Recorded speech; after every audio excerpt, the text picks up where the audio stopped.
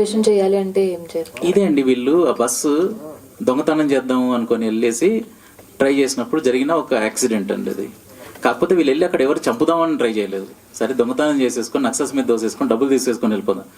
ఆ దొంగతనం కూడా తప్పు అంటే 100% తప్పు కదండి.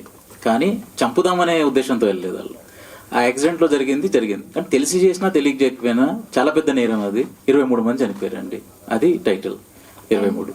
మీరు ఏదైతే ఎవరినైతే సపోర్ట్ చేస్తున్నారో వాళ్ళని ఇలాగే చాలా మంది ఇలా మేము న్యాయం చేసి నిజంగా తప్పు చేసిన వాళ్ళు కూడా మారకుండా కూడా ఈ సినిమా చూసిన తర్వాత మాలో మార్పు వచ్చింది, కానీ మేము ఇంకా జైలు శిక్ష అనుభవిస్తున్నాము, అలాంటివి ఏమన్నా వచ్చే అవకాశాలు ఏమన్నా ఉంటే? ఈ సినిమా తీసిందే సరే, మిగతా వాళ్ళు ఎక్కువ మంది చూసి సరే కొంతమంది ఇన్ఫ్లుయెన్స్ అయ్యే అవకాశం ఉంటది కదా. అది మూవీ తీయడం రీజనే అదండి. మూవీ తీయడం ఫస్ట్ మూవీ కంప్లీట్ చేయడమే కష్టం కదండి. టార్గెట్ ఆడియన్స్ ఎత్తుకుంటాం కదా. మల్లేషన్ తీసినప్పుడు టార్గెట్ ఆడియన్స్ ఏంటంటే ఫస్ట్ నా మైండ్లో నేను రాసుకున్నప్పుడు ఏంటంటే, ఎక్కడో స్కూళ్ళల్లో ఎవరో 10th బాగా రాయలేదని సూసైడ్ చేసుకుందాం అనుకోవడం, 12th బాగా రాయలేదు అనుకున్న వాళ్ళు ఎవరో ఒక్కరో ఇద్దరో అయినా మూవీ చూసి 6th క్లాస్ ఫెయిల్ అయిన అతను కూడా ఎన్నో సంవత్సరాలు ఫెయిల్ అయ్యి కూడా ఏదో సాధించాడు అని ఇన్స్పిరేషన్ తీసుకొని వాళ్ళు ఏం పర్వాలేదు 12th ఫెయిల్ అయినా పర్వాలేదు 10th ఇంకేదో చేసుకుంటాం అని 2-3 ఇన్స్పైరింగ్ ఉన్నా సరిపోయింది అనిపించిందండి. అది ఆ రీజన్ మూవీ తీయడం.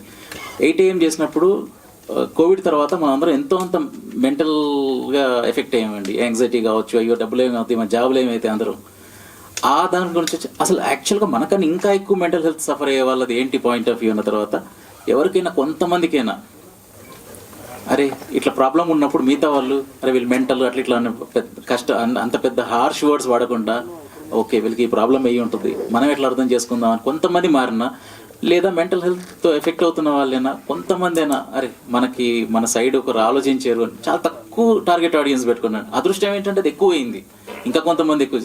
ఈ సినిమాకి కూడా నా టార్గెట్ ఆడియన్స్ జైల్లో ఉన్న వాళ్ళు.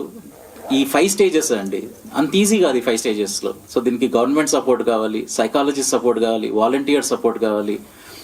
ఇప్పుడు మన మూవీలో వ్యాస్ చేసాడండి, ఇప్పుడు విలన్ ఏదైతే ఉన్నాడో అతను ఆన్ అండ్ ఆఫ్ ప్రిజన్లో 15-16 years చేశాడు. ఇప్పుడు మీరు ఇక్కడ చూసిన ప్రిజన్లో ఉన్నతనే BA సైకాలజీ చేశాడు, MA సైకాలజీ చేశాడు లోపల. బయటికి వచ్చి ఇప్పుడు మళ్ళీ ప్రిజనర్స్కి వాలంటీర్గా ఉన్నాడు.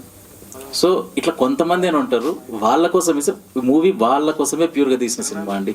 అది ఒక్కరు దాంట్లో చూస్తారా, ఇద్దరు చూస్తారా అనే దానికో ప్రిజన్ అఫీషియల్స్ కూడా నేను రిక్వెస్ట్ చేశాను, సార్ నాకు మూవీ ఫ్రీగా ప్రిజన్స్లో చూపించే అవకాశం ఏంటంటే వాళ్ళతో వర్క్ చేస్తున్నారు, కుదిరితే ఫస్ట్ అది ప్రైమరీ ఆడియన్స్ అండి. అది కాకుండా ఇంకొక 4 చూస్తే చాలా సంతోషం.